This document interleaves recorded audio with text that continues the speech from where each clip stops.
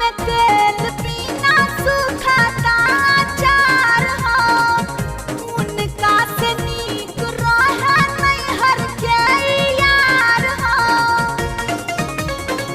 अरे बुझल हो करब टेलीफोन चाहे चिठिया पे ठाई, कवन उपाय के उनके बोलाई।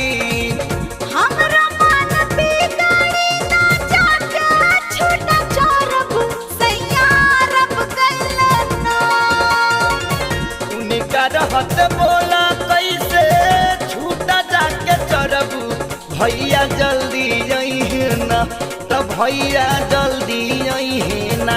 तुसे जे पड़ऊ न के संगे लड़बू, भैया जल्दी अइहे